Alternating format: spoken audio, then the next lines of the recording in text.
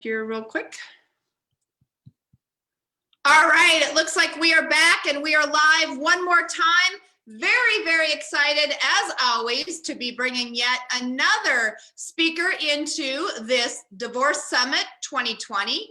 And we are here to be healing broken relationships. If you guys are watching this on the live, please type in #live. If you're watching on the replay, type in #replay. And with that, we just really encourage you to just share this out to the world. We know right now there's a lot of strain that's been put on relationships. Our global event, the mayhem, the corona, whatever you want to refer to it as, really stressed and tested a lot of our relationships. So if you're in that arena and you are needing to heal some relationships, every one of these speakers, it's a global.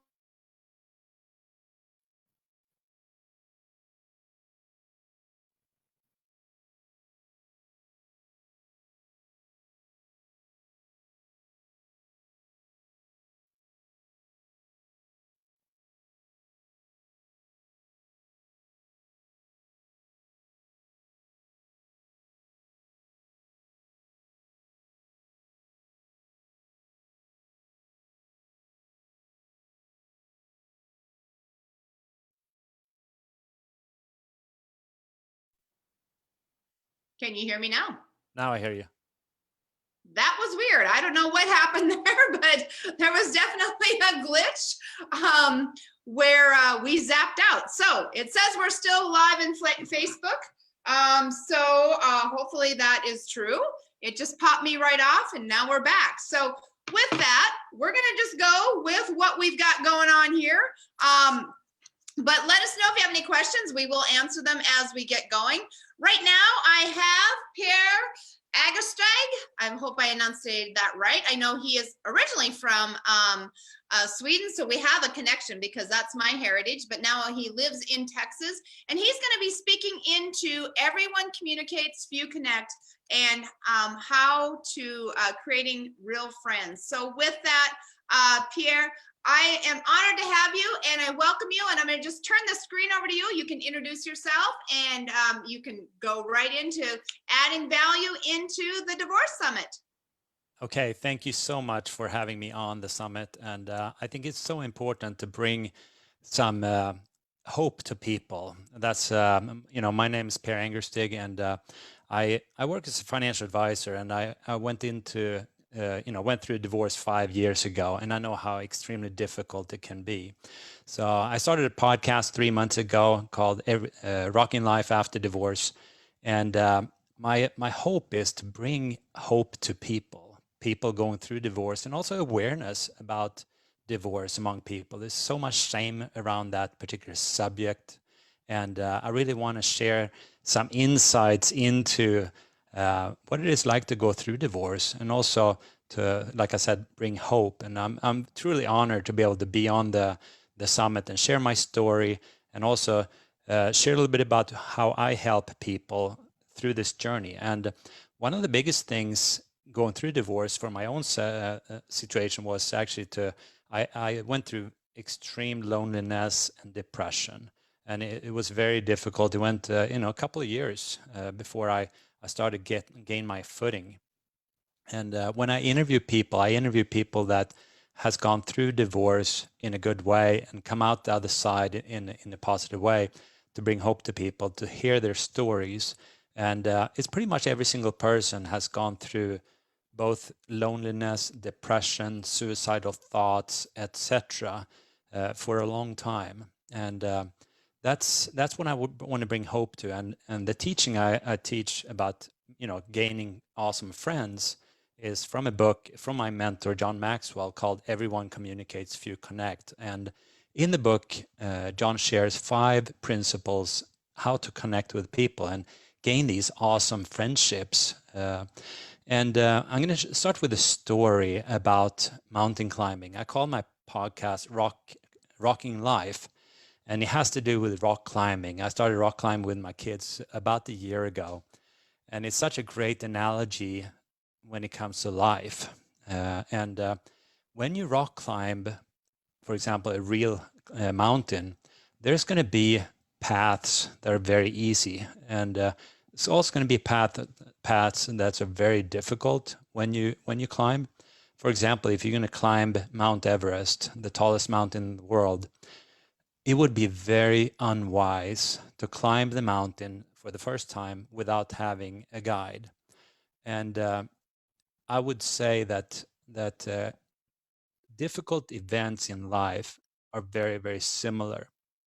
For example, divorce was the most difficult thing that I've ever gone through in my whole life.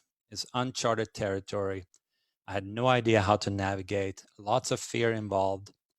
And to do that without a guide, without having a counselor, a coach, a mentor, a good friend, that is very unwise, I would say. It's very, very difficult, and it's going to take a lot longer time to move through without having that. And for example, you will always have mountains in life to climb. You're going to have valleys to navigate, and it is to move through a lonely, depressed state. It took me a long time to do that, but I got a counselor right away, and I got a coach. I got a mentor in John Maxwell, and those steps were crucial to me moving through in a good way out of this lonely place, depressed state. And it's, I would say, to my counselor, I told my counselor that I was very lonely, and she said, just reach out to a few good friends that you trust. And the key is trust, to have a few people that you can reach out and talk to. And prior to the divorce, I didn't really have that close friends. I had the family, I had my kids, but I didn't have a lot of close friends that I could share what I was going through. So it was definitely a step of faith to move through that and share about it. And I was, in a way, unaware of how poor my connections were among other people. And it's, I think it's more common among men than women. A lot of men want to be tough and not share what they're going through, and that they're actually struggling. And it's definitely important to reach out, to get those people around you, to surround you with those people that can support you and be there for you. And I actually asked my friends initially in the divorce to call me, because I didn't want to be a bother. I wanted to have people kind of like support me in my difficult journey. So I had like four friends that would call me on a regular basis the first year of the divorce, and supported me. We just chat and be able to have that connection to people. And that was actually a very big part of me healing and going through the loneliness, getting back to connecting with people. And it was definitely the most important or the most difficult story in my life. And it's it can be a tough road, and it's good for people that are not in the divorce, married people, other people. You all know somebody that's going through divorce, and to be there for them, because a lot of times when a divorce happens, a lot of friends, they just scattered, and you actually need to do the opposite, to help them out, to support them in any way you can to move through this divorce. It's kind of like a mourning process, and in a way more difficult than mourning. It's a loss. I was married for 20 years, and going through that split up was so difficult. And loneliness, it's the opposite of loneliness, I believe, is being connected, having people that you can talk to, being real with, and being open with, being vulnerable, and share your life with. And taking that step from being lonely and not having those connections, and to move into connectedness, it takes time, and it takes skills. It's not something that you're born with. It's something that takes time to move into, and learning about these skills. And The book, Everyone Communicates, Few Connect, has 5 connecting principles written by John, probably the best connector in the world. He's my mentor, probably the wisest person that I know. And the book, get the book. It's an amazing book. And I teach a mastermind on that. It's a 6 weeks course where we move through and learn these principles, and we talk about them, we practice them, because just learning them doesn't help you unless you start practice them on a regular basis. And that is part of the mastermind, where you in 6 weeks learn about the principles and then started taking action into these different principles. And when you've read the book, you can start understanding what it's all about. And the way I started to practice these different techniques is, first of all, on the airplanes. I was traveling back and forth to Sweden all the time. I was living in Sweden, and my kids were here in the US. And during 5 years, I had to travel back and forth pretty much every other month, just to see the kids, spend time with them, and hang out.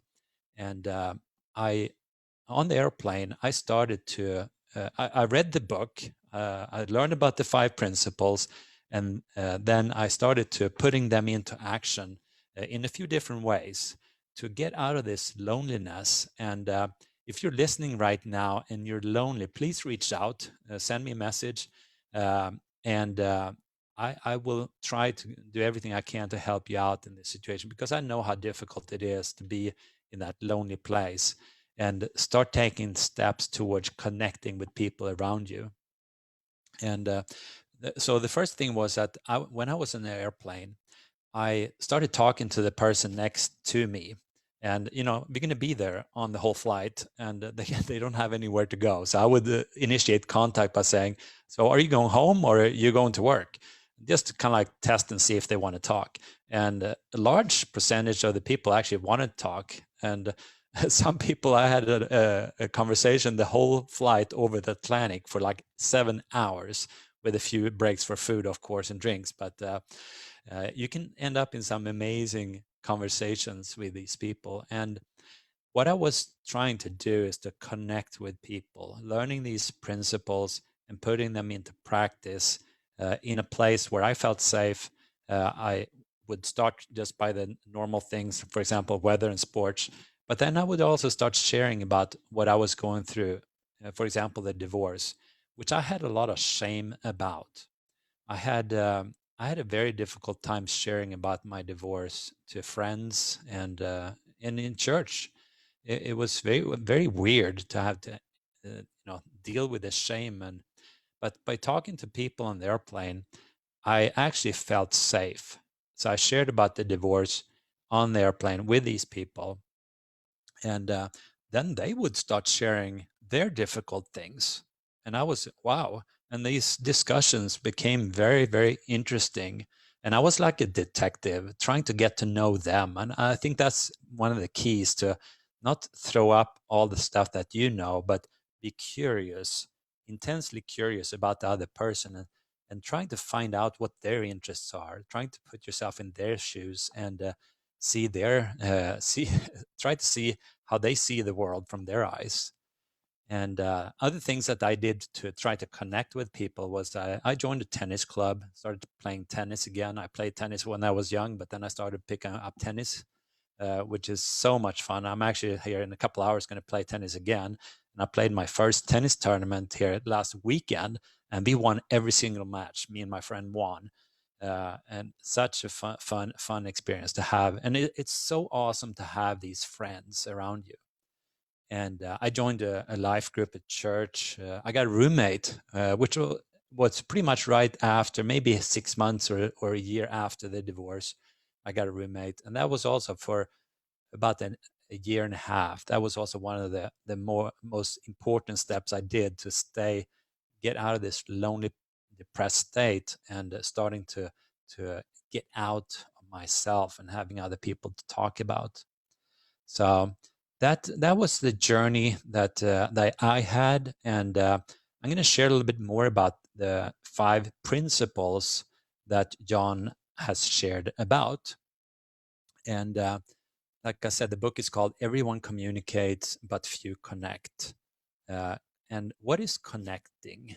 I would say people communicate with words, but when you connect, you get to know somebody. And it's also a mutual, being a mutually open.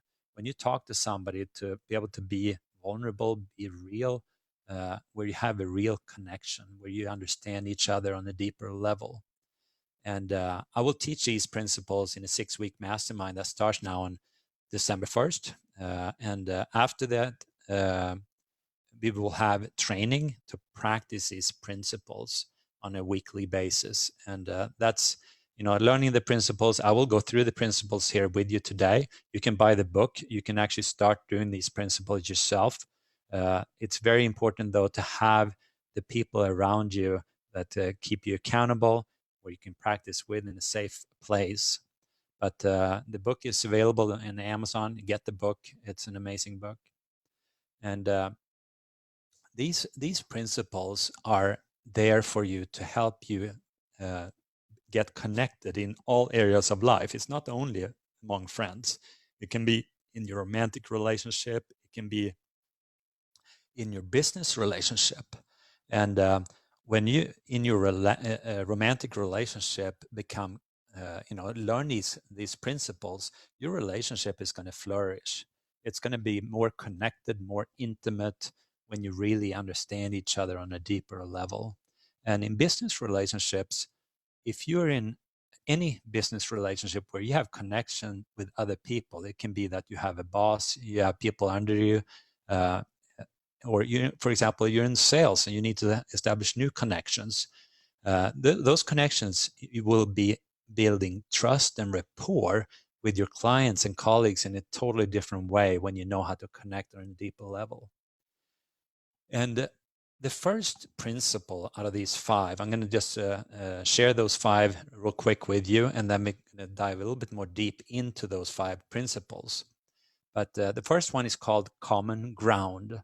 And you have to be kind of like a detective to get to know people, to find out what the other person likes, what they understand. What, for example, on the airplanes, I would ask them questions, the person that I just met, and I would ask them questions to kind of like get to know them. Maybe they went to a school that I knew somebody, or maybe they lived in a state where I knew somebody also living, or maybe they like a specific food that I also like. It can be simple things. It doesn't have to be difficult or complex. It's just finding these common themes that you both have in common, and then start spending time or talking about those. And that brings connection to people. The second one is called keep your communication simple. And here's a quote by Ralph Waldo Emerson: to be simple is to be great. And there's so much truth in that. It's actually, it takes time to be simple and concise and not babble. And that is powerful. Third one is called capturing people's interest. And to be interesting also takes work. And when you talk to people, to be a person of interest, where you share stories, stories is so powerful. Fourth one is called inspiring people, and to be an inspiring person is also important. And you can be inspiring by sharing your vision, where you're going, and being open and transparent with them. And the fifth one, and probably the most important one, at least for me, is staying authentic in all your relationships. And that's being open and being real, not pretending and have a bunch of masks up like I used to have prior to the divorce. I had so many masks, pretending to be somebody I'm not, and pretending to have a great marriage, which I didn't, etc. But to be able to be open, be real with people, there's nothing better than that. So that's a little bit of the 5 different ones. We're going to dive into these 5 principles, and I want to take, if you only take away like one and start working on that one, I would, I would think that's the best. Start picking one out of these 5 and start working on that, and practice that with other people. And then get the book, start talking to people around you. It can be friends, it can be family, it can be at work, and trying to become a better connector. And the first one is called finding common ground, like I shared. And finding common ground is, for example, I shared the story about the airplane and how I was a detective to find out the common interests with other people. And as they answer, for example, my curious questions, I was curious. I'm a very curious person, kind of trying to figure out, what are they interested in? Maybe it's cooking. What's what do they like to do, etc. And then you start kind of like gaining this experience of what are they like, and then what you do is to try to move yourself into their shoes. What's the world look like from their point of view? Put yourself in their shoes, and that's one of the most powerful things you can do in any relationship, is to understand the person from their point of view. If you can do that, just that particular uh, practice, you are so far ahead of most people. To be able to kind of like get out of yourself, put yourself in that person's shoes and see the world a little bit from their point of view, and have that as a common practice in all relationships. And I have a question for you. Uh, Thinking about your best friend, if you just visualize your best friend, what commonalities brought your friend and you together? I know for me, I have a few friends that I'm very, very close to. My friend Lloyd, where we actually started our friendship through first Bible study, a life group, but then also we went into roommating for a year and a half, and we're very, very different. But we've learned so much about each other and together. He's very authentic. I was not, and I learned a lot about being authentic through him. And he's also very real. My friend Juan, I'm not sure I understand. that he is also very authentic, no filter, very funny, and that is so much, having friends like that. And here's another question: how does the attempt to see somebody from another person's perspective reduce conflict? And that's what I said. Trying to put yourself in somebody else's view can help you to gain this connectedness to other people and help you move that relationship to a different level. And when you can understand them from their point of view, not your perspective, but from their perspective, things takes a whole different view, and they're going to feel that, and that's why you're going to become more in sync with them. And the last question I have for you: how can you be more intentional about connecting with other people during your day? And this is something that you can start practicing here today from now on. And that's also a little bit what I shared about initially about my story on the airplane. It doesn't have to be with somebody that you know. It can be with any person. It can be somebody that you know. It can be a romantic partner. It can be a good friend or a colleague at work. But to be a detective, being curious, trying to understand them, asking questions, get to know them, and finding those common ground things that you have in common with these other people. And by doing that, your relationship will go to a completely new level of connectedness when you start doing that. So that's a little bit about the first of the 5 practices. Just real quick, in the training, we take a deep dive in all of these, and then especially start practicing these different for example, the common ground and all these practices. Jumping into the second one, keep your communication simple. And I'm going to repeat again, Ralph Waldo Emerson: to be simple is to be great. And you might have heard this before, but when it comes to politicians, the the most effective politicians and speakers, they speak at the third grade level, meaning that you speak it simply so everybody understands. And simplicity is a skill. It's necessary if you want to get through to everybody. And to shorten your message so that you can remember it is very like the best teachers, they are repetitive. They repeat what they feel is the most important thing. And good teachers cycle through the same information until it sticks in the minds of their students. And so that's very powerful, to be simple and to be talking about the same thing and repeating. And if you think about this, maybe you have a teacher that you're thinking about right now, what teacher taught you the most in high school or college? And how did he make it simple for you to learn? And I know of several teachers that stood out for me, that they were both speaking and teaching in simplicity, but also to make it fun. And that's what makes it stick for you. And so when you do this with people, it's just to communicate. By communicating simple, you don't lose people. You can keep their attention. And that's what's so powerful about keeping things simple. Jumping into the third one is what we said, capturing people's interests. And you have to be interesting. It's if you're boring and you speak at the same tone, people are going to get bored and they're going to tune out. So you have to be interesting. You have to use body language, use whatever you can to be interesting. Sharing stories is also very powerful. Stories weaved in with information, and then more stories, and also being curious about the other person is going to be capturing their interests.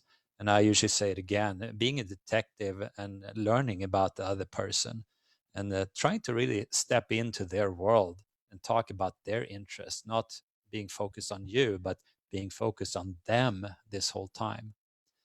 And repeat it again, use a lot of stories. For example, like on the airplanes, I would share stories out of my past. The divorce, and I shared about the divorce was definitely one of the stories that was quite difficult, but I also shared a lot of fun stories about me. And I think that's very powerful when you want to get to know somebody, to share part of your life and your story. And then another question here for you. What are the most memorable presentations you've ever heard? What made it stick in your mind? And for me, it's actually a TED Talk by Brene Brown. I don't know if you've heard about Brene Brown, but she's an author here in Texas. And she had a TED Talk that's one of the most listened to in the whole world. And what really stick out of that presentation, why I remember it, is that she's so authentic. She's so real stories, and she laughs. And to be authentic is very attractive. If you ever listen to somebody that shares their most difficult things in lives, for example, it can be on TV or it can be in real life, but when people are real, that's very attractive. Very, it brings attention to their story. Now, the fourth one, inspiring people. I'm going to share a little bit about, for example, who is your hero? Who inspires you? And one of the persons that really inspires me is Elon Musk. Elon has a huge vision. He really wants to change the world. He wants to go to the moon. He wants to go to Mars, and he wants to make cars that run on electric, etc. And for me, that's very inspiring to have a visionary like that, that wants to really make the world a better place. And that's inspired me in many ways. And it's inspired me, not necessarily only Elon, but many others. I really want to help people. And because I know that moving through divorce is so difficult, and it's very, very difficult, especially to do by yourself, I will spend the rest of my life to help people go moving through divorce in a good way. I try, I try to inspire people in many different ways, and that's why I started a podcast to help people get hope through moving through this divorce process. And I really hope that y'all will jump in and listen to the podcast, go in and share it with people that you know are going through divorce, and also help them out. I know you can help people out there are going through divorce as well. And a lot of times, when one of the best ways to recover through divorce is actually when you go through loneliness, is to start helping others that are going through similar things. When you get out of yourself and not so much focused on you, and that is so. This process of me going out helping people, that's equally important for myself. When I start speaking about it, sharing about it, helping other people, that helps me, and that's so powerful when you get out of yourself and start helping others. Now, the last one, the last principle is staying authentic in all your relationships. And I'm going to read you two quotes here. One by Parker Palmer, and says, "We all know that perfection is a mask. The people with whom we have the best connection are those who acknowledge their weakness." That's powerful. And the second one by Walter Anderson: "Our lives improve only when we take chances. And the first and most difficult risk we can take is to be honest with ourselves." And I believe this principle is probably the most important of these principles. And I started to practice this principle on the airplanes when I shared my story about the divorce. I had so much shame about the divorce. I didn't want to talk to anybody about it. I didn't want to share it with close friends. I didn't want to share with people in the church about it. I actually stopped going to church just because I had so much shame to deal with this. And I just recently got to know a friend that went through divorce about a year ago. And he actually did the opposite thing, very bold, but he started sharing about the divorce with everyone. And I understand that he has moved through this divorce, I think in a faster way than I did. And I don't know which one is the right way to do it, but I just it was something that just popped up, and I thought it was very interesting to learn about. And but being authentic, when I started sharing about the divorce, it taught me to be open and being able to share about the divorce. And then I found out about a year and a half later by reading one of Brene Brown's books. She's actually a shame researcher. That when you start, shame wants you to be quiet about what you're ashamed of. And I was ashamed of divorce, so I didn't share about anything. So it just stayed. But when I started to share on the airplane about the divorce, this shame, like a year later, was just gone. And then I read the book, and Brene says right in there that when you start sharing about the shame or whatever you're ashamed of, then it will dissipate, and that's what happens. That was very, very, very cool. And to be able to be open and be me and rediscovering who I really am in a way is very, very satisfying. To be able to be me, to be able to be not pretending to be somebody I'm not, and to all of us to be able to be the one who I am is so powerful, and to be able to be that. So I think this is truly one of the most important things out of these five. I think they're all very important, but for me, that's what transformed my life. To be able to, for example, here, be able to speak live on a summit about divorce. Just a few years ago, that would never, never have happened. But I'm 100% comfortable now to speak about it. And That is very, very cool. So that's the 5 principles. And just to repeat back again here, the mastermind training starts on December 1st, and we will learn about these principles over 6 weeks together. We will hang out together on Zoom, and we will also practice them in individual Zoom rooms where we start practicing these principles, and then you get assignments to start venturing out among friends. And this will actually transform your lives. I guarantee it. If you're lonely and depressed, you're kind of like stuck in divorce and you don't have close friends where you can be open, these principles will help you move into having connected relationships, having these awesome relationships which will last a lifetime in many ways. Like the 2 closest friends I've gained through the divorce is my absolutely closest friends. We talk every week, several times, just checking up what's going on, and it is so powerful. So that's my little story about my divorce, but also life, how my life has turned into something beautiful. I've never felt better in my whole life. And to do this journey, I believe that going through divorce can actually be the best thing that's ever happened. I know I did not want divorce, but it's actually turned into something beautiful where I've actually rediscovered myself. In many ways, it's been a very difficult journey, but a lot of times when you have to go through difficulties, you actually grow as a person. And by having a coach, by having a mentor that can help you through this process, you can actually turn your life around completely and make it a much better place than you ever thought. And I think that's super cool. So I believe in you that are listening. I believe that you can turn this into something beautiful, this life. If you're stuck, reach out to get a coach, get a counselor, get a mentor. That is absolutely necessary when going through divorce. It's really important. So that's all from me.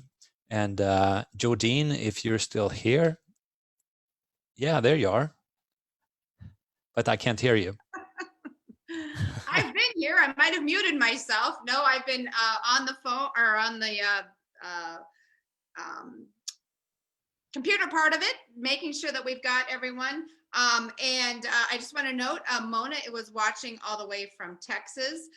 So glad that she is on here. I know Sarah's watching. She is from the Philippines. So this global event has been amazing.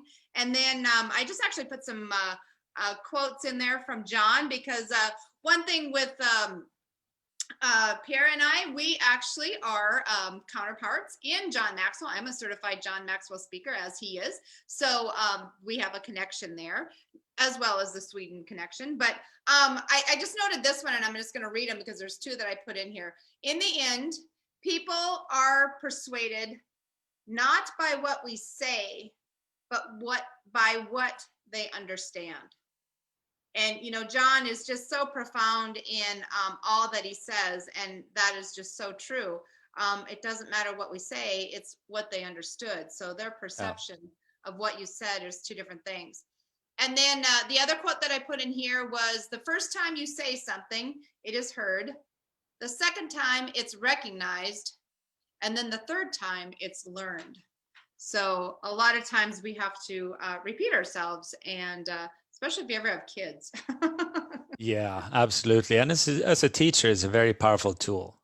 Exactly. And if you understand that with communication, and then Sarah Jane is saying thank you. She really appreciated this. So glad that everybody is still watching this, and so much value. And it is true. That's one of my favorite masterminds that I teach on, John, is everybody communicates, few connect, especially in our mayhem that we have right now. Our world leaders, I have to believe sometimes, don't want us to connect.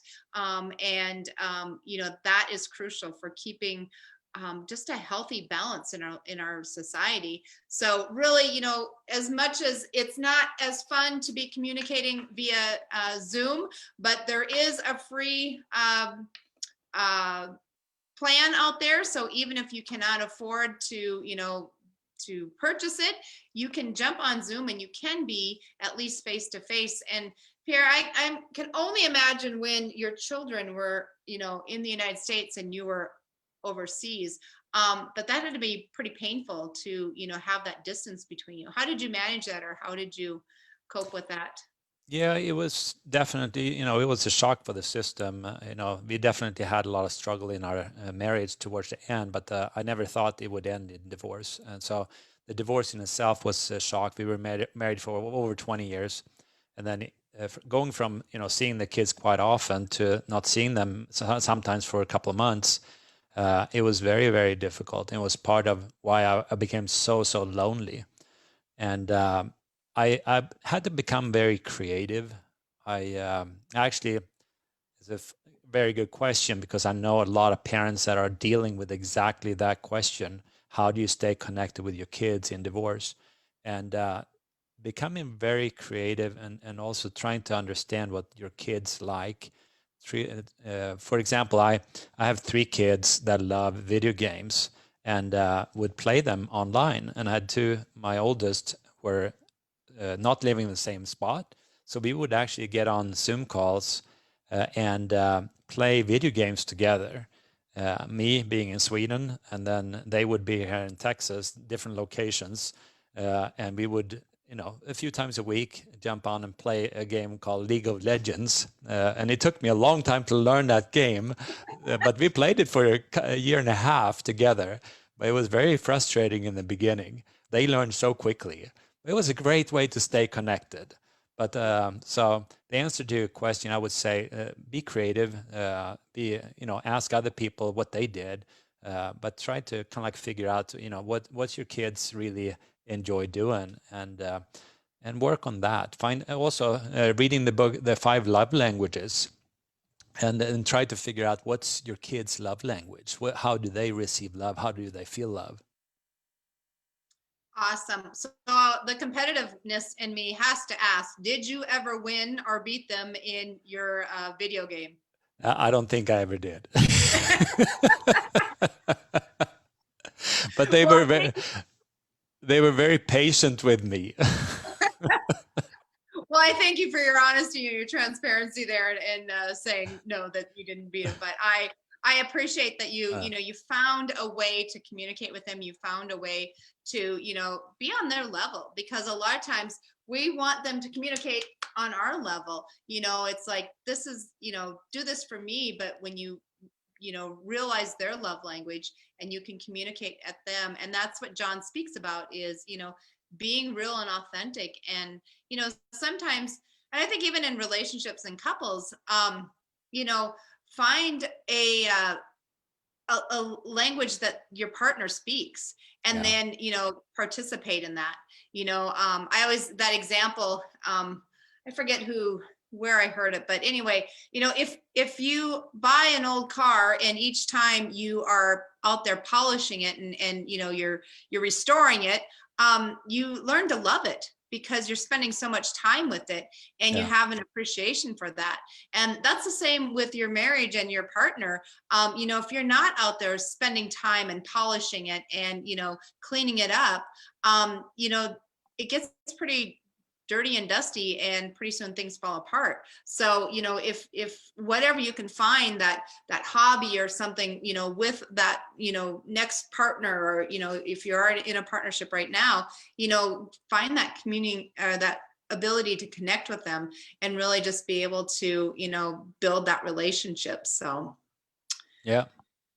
really encourage that. Well, thank you so much. I love this talk, and I'm so excited that you're going to be presenting this. We're going to have the links down below for you guys to jump in. And I know Pierre is going to be doing a very amazing job at this mastermind, and John has put together the curriculum is just so profound when you start really, going through it and understanding the power that it is in communicating. And John is a master of that. He has over, how many best-selling books does he have now? I'm not sure, but I think he's written over 70 books. I That know is he's the wisest person that I know. He's amazing. He's over 70 years old, but he's just so wise, so much wisdom. well, it's profound, and eh, I mean, you kind of wonder. It's like, how did he become, John Maxwell, and how did that base come in?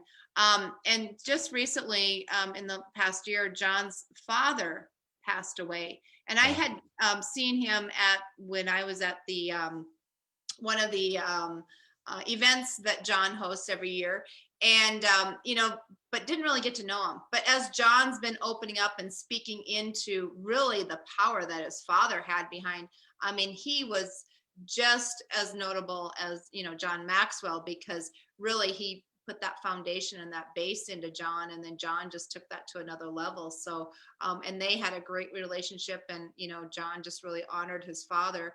And it was hard to see that relationship, and as John's dad's passed, but it was inspiring to hear how great their community, their relationship was, and just gave hope that you can still have relationships with your children, and Yeah. make that, not indicating that John's father was divorced or anything like that, but he was married, but just a very strong influence. So I think, if you're going through a divorce, if you can make it one of those values that you put in, is to still keep those relationships with your children, because as one of the speakers are going to be speaking into, divorce your spouse, not your children. And I Yeah. think that that's really powerful too. So, John, thank you so much for being on here today. Did I just call you John? I just called you John. That's all right. Take that, right? That's a good, That's an honor. real honor.